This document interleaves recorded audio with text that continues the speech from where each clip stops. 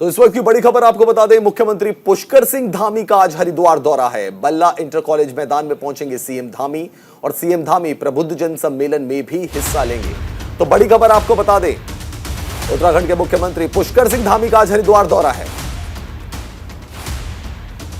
बल्ला inter college मैदान में पहुंचेंगे सीएम पुष्कर सिंह धामी, प्रबुद्ध जन सम्मेलन में भी हिस्सा लेंगे। बीजेपी पदाधिकारी और कार्यकर्ता भी इसमें शामिल होंगे। जिला पंचायत कार्यालय देवपुरा भी जाएंगे सीएम पुष्कर सिंह धामी। सीएम की सुरक्षा को लेकर प्रशासन ने कड़े इंतजाम किए हैं।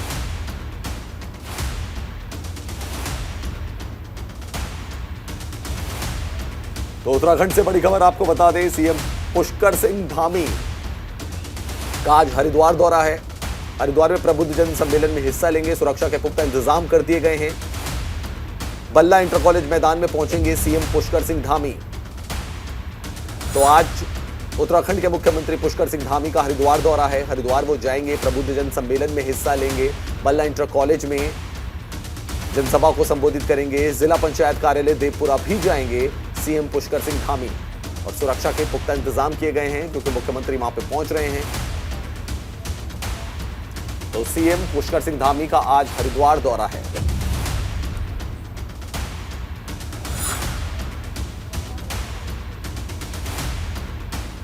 तो बड़ी खबर आपको बता रहे हैं, उत्तराखंड के मुख्यमंत्री पुष्कर सिंह धामी का आज हरिद्वार दौरा है। कार्यकर्ताओं से भी मुलाकात करेंगे पुष्कर सिंह धामी। बीजेपी के जो पदाधिकारी हैं, बीजेपी के जो कार्यकर्ता हैं हरिद्वार में, वहां उनसे मुखातिब होंगे। जिला पंचायत कार्यालय देवपुरा में भी जाएंगे, प्रबुद्ध जन सम्मेलन में हिस्सा लेंगे। बल्ला इंटर कॉलेज में पहुंचेंगे। तो काफी व्यस्त कार्यक्रम मुख्यमंत्री पुष्कर सिंह धामी का रहने वाला है।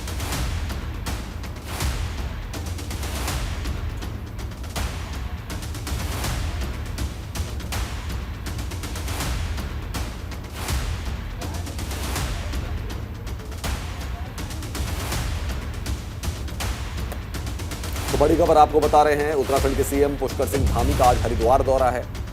पदाधिकारियों के साथ मुलाकात करने वाले, कार्यकर्ताओं के साथ मुलाकात करने वाले, प्रबुद्ध जन सम्मेलन में हिस्सा लेने वाले हैं।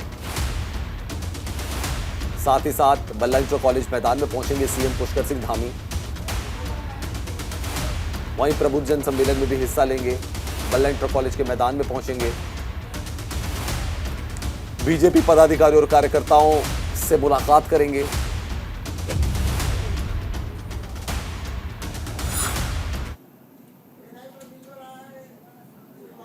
संजय पुंडीर हमारे संवाददाता इसी खबर पर हमारे साथ ज्यादा जानकारी के साथ जुड़ गए। संजय, कितनी देर में पहुंचने वाले हैं पुष्कर सिंह धामी और क्या क्या क्रमबद्ध उनका कार्यक्रम रहने वाला है आज हरिद्वार में?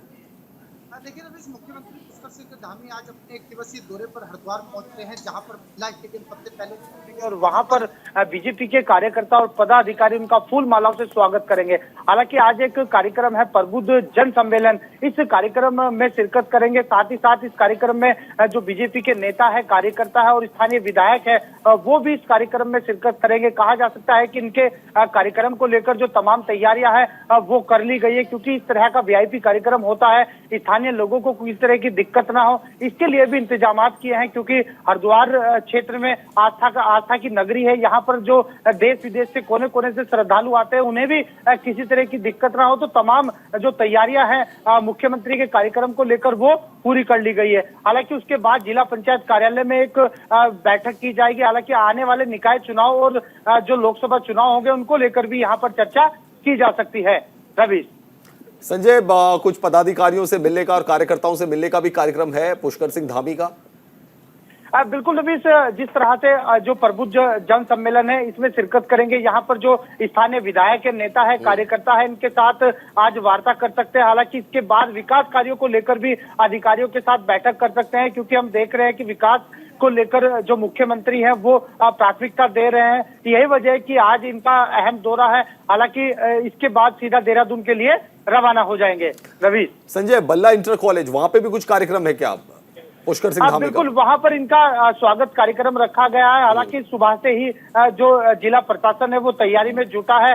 उनके कार्यक्रम को लेकर जो तैयारियां हैं वो पूरी कर ली गई है। हालांकि अब से कुछ देर के बाद मुख्यमंत्री पुष्कर सिंह धामी बल्ला स्टेडियम पहुंच जाएंगे। रवीश।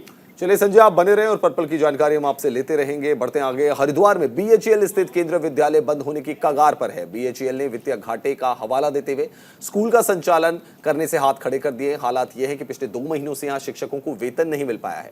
पिछले 2 सालों से केंद्रीय विद्यालय में कक्षा 1 और 2 में नए एडमिशन नहीं हुए हैं, जिससे बच्चों के अभिभावकों में खासा नाराजगी देखने को मिल रही है।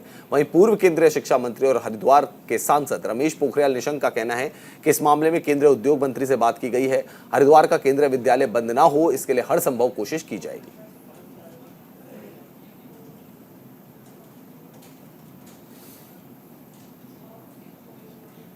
बातचीत हुई है और उन्होंने कहा है कि नहीं, ये बंद नहीं होना चाहिए, क्योंकि ये प्रोजेक्ट के थे। BHEL का कहना है हम घाटे में चल रहे हैं, तो CSR फंड का जो पैसा उनका होता था जिससे इन संस्थाओं को चलाते थे, मंत्री जी ने यह आश्वस्त किया है कि नहीं, इनको बंद नहीं होने दिया जाएगा और बंद होने भी नहीं चाहिए। हम तो ये शिक्षा का हब है उत्तराखंड।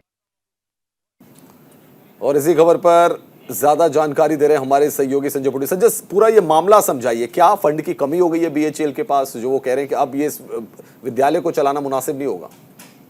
देखिए रवि, बीते दिनों से ही लगातार केंद्रीय विद्यालय जो है वो कहीं ना कहीं बंद होने की कगार पर है, क्योंकि हम लगातार देख रहे हैं वहां पर आए दिन विरोध प्रदर्शन होते हैं। हालांकि इतना ही नहीं, जो शिक्षक है उनकी कई महीनों की जो तनख्वाह है वो भी नहीं मिली है। इसको लेकर अब कहीं ना कहीं जो भेल ने एक हवाला दिया है, उन्होंने कहा है कि वित्तीय में घाटा हुआ है, इसके चलते अब इसको बंद करना पड़ेगा। हालांकि इसको लेकर जो मंत्री हैं, जो हरिद्वार सांसद हैं, उन्होंने साफ तौर पर कहा है कि उच्च अधिकारियों से बात की जा रही है। ऐसा स्कूल एकदम से बंद नहीं होगा, क्योंकि जो बच्चे हैं, बच्चों के भविष्य का भी यहाँ पर सवाल हो जाता है। और लगातार हम देख रहे हैं कि बीते 2 महीनों से जो कक्षा 2 के और 3 के बच्चे हैं, उनके भी एडमिशन यहाँ पर नहीं किए जा रहे हैं। तो कहा जा सकता है कि अब देखने वाली बात होगी, क्या स्कूल चलता रहेगा या फिर अचानक से बंद हो जाएगा। संजय, कितने स्टूडेंट्स हैं इस स्कूल की अगर बात करें, टोटल मिलाकर कितने स्टूडेंट्स हैं?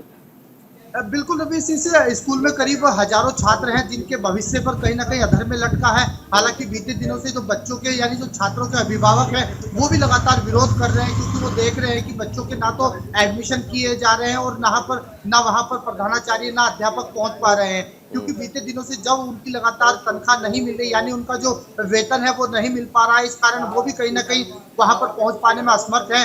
हालांकि उनका भी साफ तौर पर यही कहना है कि बीते कई महीनों की जो सैलरी है, जो तनख्वाह है, जो वेतन है, वो नहीं मिल पा रहा है। हालांकि अब देखने वाली बात होगी, क्या स्कूल चलेगा या फिर अचानक से बंद हो जाएगा। रवि, संजय, आप बने रहें, आपसे जानकारी हम आगे भी लेते रहेंगे। हरिद्वार से खबर है, जहां बरसात के मौसम में बाढ़ के खतरे से बचने के लिए प्रशासन ने मॉक ड्रिल आयोजित की। इस दौरान सभी अधिकारियों को अलर्ट किया गया। वहीं रोशना स्थित जिला आपदा प्रबंधन प्राधिकरण के कार्यालय में बने कंट्रोल रूम में क्विक रिस्पांस टाइम भी चेक किया गया। जिला अधिकारी विनय शंकर पांडे ने बताया कि आपदा की सूचना मिलने के बाद रिस्पांस टाइम देखना ही मॉक ड्रिल का उद्देश्य था और मॉक ड्रिल में सभी लोगों ने बेहतर प्रदर्शन किया। तो कंट्रोल रूम में सभी अधिकारी मौजूद रहे। ये तस्वीरें आप देख सकते हैं कि बाढ़ का खतरा ना हो जाए, उससे पहले मॉक ड्रिल का आयोजन यहां पर किया गया। मुख्य रूप से इसका उद्देश्य ये है कि सूचना, जब सायरन बजा, सूचना लोगों को दी गई, तो उसके बाद रिस्पांस टाइम क्या था, हमारी जो IRS सिस्टम से जुड़े हुए अधिकारी हैं कितनी देर में कंट्रोल रूम पहुंचते हैं, इसको पूर्णतः गोपनीय रखा गया था। ये लोगों को पता था मॉक ड्रिल होगी, लेकिन कब होगी आज ये किसी को नहीं बताया गया था।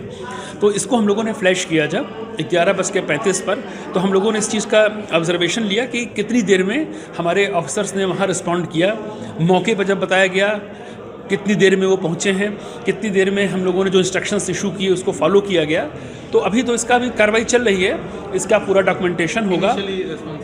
इनिशियल रिस्पॉन्स इज़ बेटर, काफ़ी बेटर। हमारी जो ट्रेंड यूनिट है, चाहे हमारा कम्युनिकेशन सिस्टम बनाना कैसे मौके पर है, या किसी को वहाँ पर मेडिकल हेल्थ के लिए ले जाना है, गाड़ियों में ले जाना, तो ट्रैफिक व्यवस्था ठीक रहे वहाँ पर। और पुलिस भी एक कोऑर्डिनेशन के रूप में ही रहती है। तो जैसे मेन हमने देखा कि वहाँ कम्युनिकेशन नहीं है, तो कम्युनिकेशन सिस्टम के लिए तत्काल वहाँ पहुँच जाए। जितनी गाड़ियाँ, राहत सामग्री, एम्बुलेंस आ रही है, कहीं जाम में ना फंसे, तो उसके लिए ट्रैफिक यातायात व्यवस्था बढ़ी रहे। साथ ही साथ जो SDM वहाँ पर, उनके साथ हमारे जो काउंटर पार्ट CO हैं और अधिकारी हैं, वो भी वहाँ पर मौजूद रहे। संजय पुंडीर हमारे साथ लगातार जुड़े हुए हैं। संजय, इस बार प्रशासन काफी अलर्ट मोड में नजर आ रहा है बाढ़ के खतरे को देखते हुए।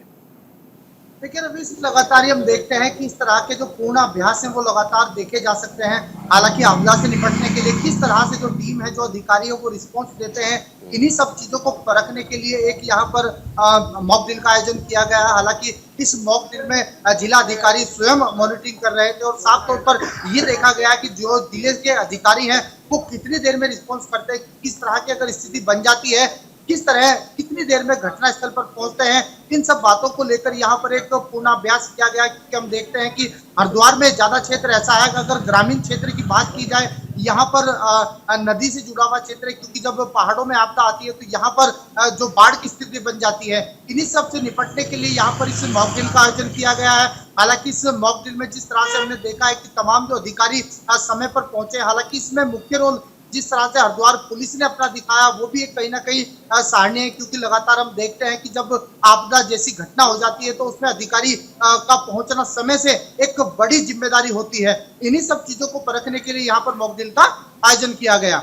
रवीश जी, और कितना कारगर और कितना फायदेमंद हो सकती है इस तरीके के जो मॉक ड्रिल कराए जाते हैं, क्योंकि बाढ़ के हालात, जब बारिश होगी उस समय नदियां भी उफान पर आ जाती है, तो कितने कारगर रहते हैं ऐसे मॉक ड्रिल? देखिए लगातार ही हम देखते हैं कि पहाड़ों में जब झमाझम बारिश होती है तो उसका सीधा सीधा असर मैदानी जिलों पर पड़ता है। हालांकि इन सब को निपटने के लिए, इन सब आपदा को देखने के लिए यहाँ पर समय समय पर मॉक ड्रिल की जाती है। इस मॉक ड्रिल में देखा जा सकता है कि किस तरह से अधिकारी अपनी जो कर्तव्य है, अपनी ड्यूटी है वो कर रहे हैं। क्योंकि हमने देखा है कि करीब 2 से 3 घंटे की ये मॉक ड्रिल थी। इसमें सभी अधिकारियों को एक काम दिया गया है, एक उनका टारगेट दिया गया है, कितनी देर में अपने समय पर पहुंचते हैं, कितनी देर में जो आपदा राहत बचाव की टीम है वो पहुंचती है, और कितनी देर में जो स्वास्थ्य सेवाएं हैं वो लोगों को बचाने के लिए पहुंचती है। तो यही कहा जा सकता है कि तमाम जो सुविधाएं हैं उनको परखा गया है। हालांकि आने वाली आपदा से निपटने के लिए पूरी तैयारी में जिला प्रशासन यहाँ पर देखने को मिला है। रवि, चलिए संजय, बहुत शुक्रिया आपका तमाम जानकारी देने के लिए। संजय पुंडीर हमारे सहयोगी में तमाम जानकारी दे रहे थे। हरिद्वार में जो मॉक ड्रिल का आयोजन किया गया। बढ़ते आगे, चारधाम यात्रा को लेकर विरोध तेज हो गया है। बद्रीनाथ धाम के मुख्य पड़ाव पांडुकेश्वर में व्यापारी तबके और होटल एसोसिएशन के लोगों ने विरोध शुरू कर दिया है। व्यापारियों का कहना है कि बद्रीनाथ और अन्य तीनों धामों की यात्रा पर आने वाले तीर्थ यात्रियों के पंजीकरण को सीमित न किया जाए, बल्कि चारों धामों में यात्रियों को असीमित रूप से आने दिया जाए। इसके अलावा व्यापारियों ने रोजगार का हवाला देते हुए कहा कि धामों से जुड़ा व्यापारी तबका 6 महीने यात्रा चलने का इंतजार करता है, और यात्रा के दौरान यदि सरकार की तरफ से इस तरह से यात्रा को प्रभावित करने का प्रयास किया जाएगा तो व्यापारी तबके को बर्दाश्त नहीं।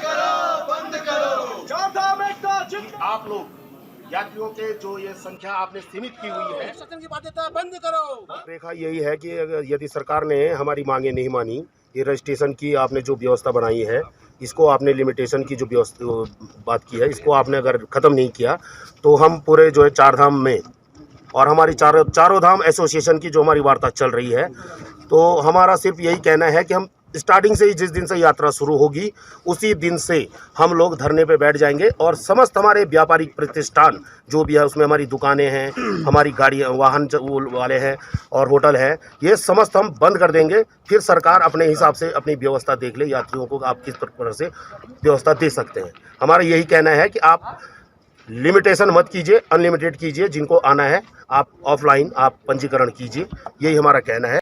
सारा जो है चारधाम होटल एसोसिएशन जो है ये कहना चाहता है, सरकार से मांग करती है कि यात्रियों की जो आपने सीमित संख्या बनाई है उसको वापस लें, क्योंकि उससे जो है पूरा जो है हमारा जो पूरा चारधाम है, वहाँ के जो हमारे स्थानीय व्यापारी हैं वो सड़कों पे आ जाएंगे। क्योंकि जब यात्री ही नहीं रहेंगे तो व्यापार किस माध्यम से होगा, किसके साथ यात्रा, और यात्रा जो है अगर सीमित कर देंगे तो व्यापारी लोग की जो स्थिति यहाँ पे होने वाली है, उसके संदर्भ में हम सरकार को चेताना चाहते हैं कि ये सरकार हमारे मांगों को अगर सीधे तौर पे नहीं लेती है तो हम उग्र आंदोलन करने के लिए बाध्य हो जाएंगे। किसी भी प्रकार से हम यात्रियों का भी उसका सहयोग नहीं करेंगे। सारी जवाबदेही, सारी जिम्मेदारी इसमें राज्य सरकार की होगी। बढ़ते आगे, चारधाम यात्रा को लेकर विरोध तेज हो गया है। बद्रीनाथ धाम के मुख्य पड़ाव पांडुकेश्वर में व्यापारी तबके ने, होटल एसोसिएशन के लोगों ने विरोध शुरू कर दिया है। व्यापारियों का कहना है कि बद्रीनाथ और अन्य तीनों धामों की यात्रा पर आने वाले तीर्थयात्रियों के पंजीकरण को सीमित न किया जाए।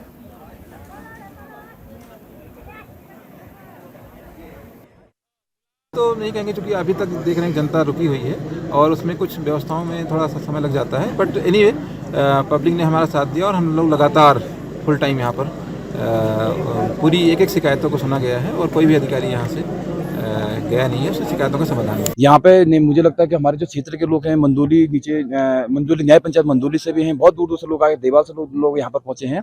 और कब लोगों की समस्याएं का निराकरण होगा, कब सुनेंगे, मुझे अभी तक तो यहाँ पर सीडीओ साहब नहीं पहुंचे हैं। देखते हैं क्या कुछ होता है, अब आने वाले में जब सीडीओ साहब आएंगे देखते हैं। तो तस्वीरें चमोली की आपने देखी, जहां पे की जन समस्याएं सुनी गई। बढ़ते हैं रुड़की की खबर की बात करते हैं। रुड़की के लंढोरा में राजकीय कन्या हाई स्कूल में वार्षिक उत्सव का आयोजन किया गया। इस मौके पर स्कूली छात्राओं ने सांस्कृतिक रंगारंग और देशभक्ति गीत पेश कर अतिथियों का अभिनंदन किया। इस मौके पर प्रधानाचार्य सपना रानी ने कहा कि कार्यक्रम का उद्देश्य छात्रों में देशभक्ति के जज्बे को बढ़ाना है। ये आसमान नहीं आएगा जमीन पर, बस इरादों में जीत की गूंज चाहिए। विद्यालय में वार्षिक उत्सव का आयोजन किया गया और इसका उद्देश्य केवल यही है कि वर्ष भर हमारे बच्चों ने हमारी टीचर्स के साथ मिलकर क्या क्या कार्य किया, क्या क्या नई नई गतिविधियां की और कैसे उन्हें उन्नति के मार्ग पर अग्रसर होने के लिए हमने प्रोत्साहित किया और उनका क्या योगदान विद्यालय के प्रति रहा। साथ ही स्थानीय लोगों जैसे गोल्ड प्लस जो ग्लास फैक्ट्री है उनके द्वारा पूरे विद्यालय के प्रांगण का भराव कार्य, साथ ही मंच निर्माण में जो सहयोग दिया गया उसके लिए पूरा विद्यालय परिवार मेरी छात्राओं के साथ उनका आभारी है और तहे दिल से हम उनका शुक्रिया अदा करते हैं।